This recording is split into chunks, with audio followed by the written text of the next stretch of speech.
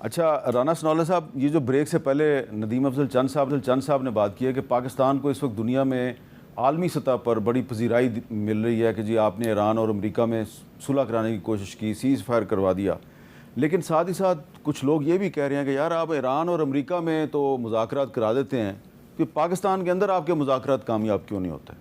मामला ये है कि तमाम तर कोशिशों के बावजूद इसराइल के साथ मुज़ाकरा तो नहीं ना करवा सके, ना नेतन्याहू को जो है वो सुलह के ऊपर आमादा कर सके हैं। हाँ, सुलह पे आमादा होने के लिए दोनों फ्रीकैन का आमादा होना ज़रूरी होता है। अब अगर एक फ्रीक जो है वो बिल्कुल एक इरेशनल और हट धर्मी का रवैया अपनाए, ये मैंने पूरी तफसील से, अब इतना वक्त नहीं है, मैंने सेनेट हाँ, में आपने हमारे शो में भी कहा था। दिन का जो है वो मैंने बताया है कि किस तरह से हमने उनके साथ मुज़ाकरात किए और उनकी हर बात तस्लीम की।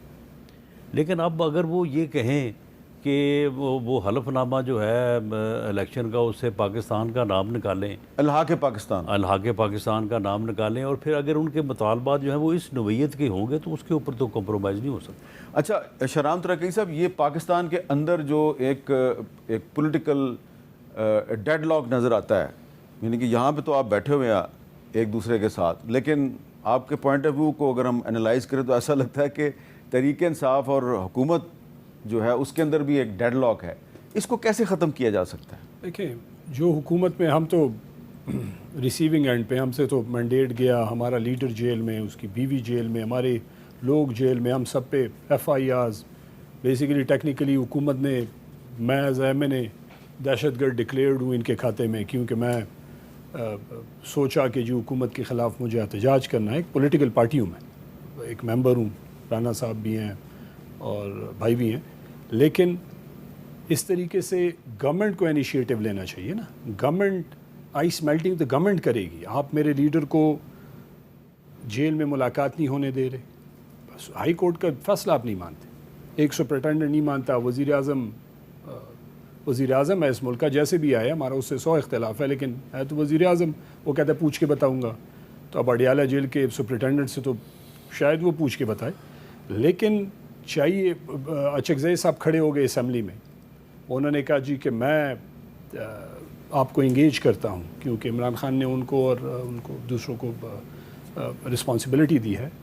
हम ये कहते हैं कि जेल में बंदा जो है उसको रिलीफ, आप अनड्यू फेवर उसको ना दें, उसको ओपन ट्रायल दें, उससे फैमिली को मिलने दें, उसकी बहनें हैं, उसके बच्चों से बात करवाएं, और उसकी बीवी तक रसाई, प्लस लीडरान को रसाई, चीफ मिनिस्टर कह रहे हैं मुझे रसाई, मतलब। और दूसरी बात यह है कि केस की तारीख नहीं लग रहे। अब शायद राना साहब कहें कि ये तो अदालतों का मसला है, तो आपको भी पता है कि इंसाफ का निज़ाम कैसा है, इलेक्शन का निज़ाम कैसा है। राना साहब तो मतलब देखें, हुकूमत के हाथ में बहुत सारी चीज़ें हैं, इनको और इन्होंने बड़े तकलीफें भी गुजारी हैं। हाँ, तो वो तकलीफों से इसलिए अच्छा, बहुत अच्छा किया आपने, तो लर्निंग आपने इनकी तकलीफों का भी जिक्र कर दिया। मैं इनकी पूरी हुकूमत की बात कर रहा हूं, क्योंकि इनके वज़ीर आज़म अब उस दिन भी सदर साहब भी जेल में 13 साल गुजार चुके हैं, वज़ीर आज़म साहब भी बार बार गिरफ्तार हो चुके हैं, वज़ीर दफ़ा, वज़ीर ख़ारजा, लंबी फहरिस्त है। राना साहब, आपने जो तकलीफ़ें गुजारी हैं उसका तो जिक्र भी कर रहे हैं ना शहराम तरक्की साहब, तो आप कभी कभी सोचते नहीं, वज़ीर आज़म साहब और सदर साहब जब आप बैठते हैं तो कभी सोचते नहीं यार कि ये आजकल जो तहरीक इंसाफ के साथ हो रहा है, ये पहले हमारे साथ हो चुका है, ये दोबारा फिर हमारे साथ होगा?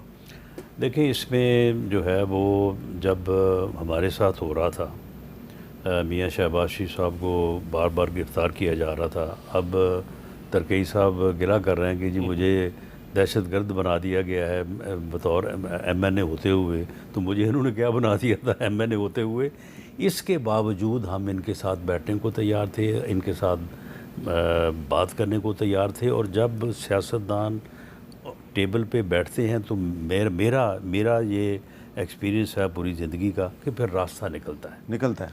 हमने इनको बारहा, मैं ज़ाती तौर पे पिछले 1 साल से मैंने इतनी कोशिश की है, और प्राइम मिनिस्टर साहब ठीक है, उन्होंने अपने पार्टी लीडर से भी मशवरा किया, बाकियों से भी किया होगा, उन्होंने on the floor of the house अब तक इनको 3 मरतबा वाज़ेह तौर पे कह चुके हैं कि आएँ बैठें। तो अभी भी आप तैयार हैं मुज़ाकरात के? नहीं, तो उन्होंने कब वो अपना जो उन्होंने ऑफ़र की है या उनको मुज़ाकरात की दावत दी है, बल्कि यहाँ तक आया कि अगर आप मेरे पास नहीं आना चाहते, ये स्पीकर का चैम्बर है, वहाँ पे आप वैसे भी रोज़ जाते हैं, तो वहाँ पे आप टाइम रख लें, मैं वहाँ पे आ जाऊँगा। तो और मैंने बाद में इनकी जो सेकंड लेवल की लीडरशिप है उनसे इनफरादी तौर पे भी इंडिविजुअली जब मिलते रहे तो मैंने उनको कहा कि देखें, आप बैठें, बात शुरू करें जहाँ से आप चाहते हैं। आप अगर ये मुलाकात या केसेस की बात यहीं से शुरू कर लें, लेकिन बात आप करें। वो कहते हैं कि जी हम मजबूर हैं, हमें इजाज़त नहीं। जी जी जनाब, ये राना साहब की बात बिल्कुल ठीक है।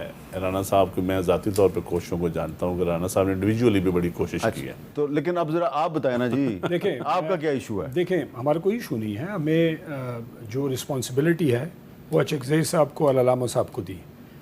अचकज़ई साहब फ्लोर ऑफ द हाउस पे जिस तरह राना साहब ने कहा है, और ये ठीक कह रहे हैं कि इनकी तरफ से इन्होंने बात की, हमारी तरफ से अचकज़ई साहब ने अपने लेवल पे कहा कि मेरे साथ बैठें, बात करें और इस पार्लियामेंट को मजबूत करें, चीज़ों को बेहतर करें।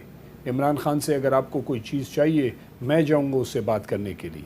तो इससे ज़्यादा तो मेरे ख्याल से अब अचकज़ई साहब पेपर पे लिख के तो नहीं, अब हुकूमत को मतलब इनका तो बड़ा काम शुरू क्यों नहीं होता? ये तो अब हमें तो अब इसमें ये मुझे कोई speeches समझ लेकिन नहीं यहाँ आ पे रही। अब राना सनाउल्लाह साहब गवर्नमेंट ओपनली कहा है कि हम आपके साथ बातचीत के लिए नहीं, तैयार तो हैं। आज अचकज़ई साहब ने फ्लोर ऑफ द हाउस पे लास्ट उनकी तकरीर उठा लें, सेकंड लास्ट मेरे ख्याल से कोई महीना नहीं गुजरा होगा, तो वो उठा के आप सुन लें।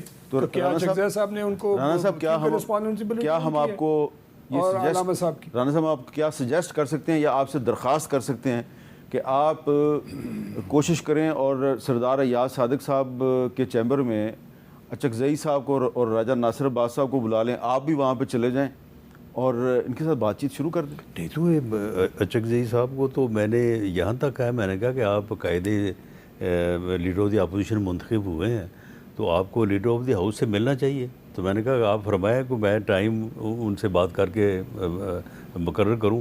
कहते हैं नहीं नहीं नहीं, वो मुझे पहले उधर से इजाज़त लेने दो, वरना तो ये जो इनका ब्रिगेड है गाली ग्रुप वो तो मुझे उड़ा के रख देगा।